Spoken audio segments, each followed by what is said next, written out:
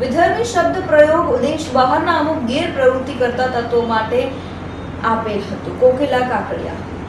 ધારીના ધારાસભ્ય જેવી કાકડિયાના ધર્મપત્ની કોકિલા કાકડિયાએ આપેલું નિવેદનના ઘેરા પ્રત્યાઘાત પડતા તેમણે આપેલ નિવેદન ફેરવી તોડ્યું હતું. સ્થાનિક સ્વરાજ્યની ચૂંટણીના ફોર્મ ભરવા સમયે વિધર્મી શબ્દ પ્રયોગને કોકિલા કાકડિયાએ ફેરવી તોડ્યું હતું. કોકિલા કાકડિયાએ જણાવ્યું હતું કે વિધર્મી શબ્દ પ્રયોગ દેશ બહારના અમુક ગેરપ્રવૃત્તિ કરતા તત્વો અંગે આપેલ હતું. મેં નિવેદન આપેલું હતું કે દેશ બહાર પ્રવૃત્તિ કરતા લોકો ચૂંટાઈને જશે. આપણા દેશના હિન્દુ મુસ્લિમ ભાઈચારાથી જ રહે છે.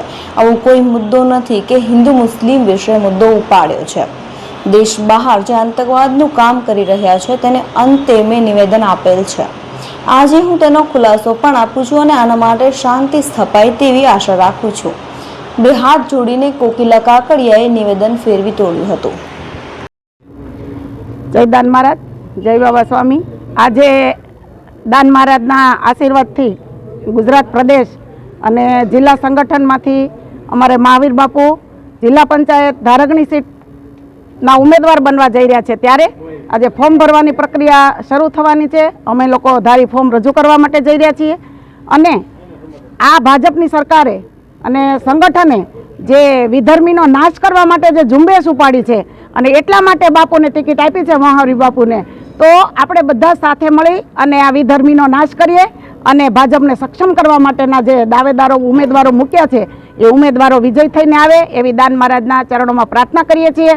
અને અમારે તાલુકા પંચાયતમાં જયરાજભાઈ છે, બીજી તાલુકા પંચાયતમાં અમારે બાપભાઈ છે. આ ત્રણ ઉમેદવાર અમારે એમ કહીને કે ભાજપને વફાદાર અને ભાજપના વર્ષોથી કાર્યકર્તાઓ છે. તો એ બધાને જે ન્યાય આપ્યો છે ભાજપ પરિવારે, તો આજે પરિવાર થઈ અને લોકો એમને ચૂંટીને મોકલે છે અને મોકલવાના પણ છે. એ વિશ્વાસથી અમે આજે ફોર્મ ભરવા જઈ રહ્યા છીએ. જય દાન મહારાજ.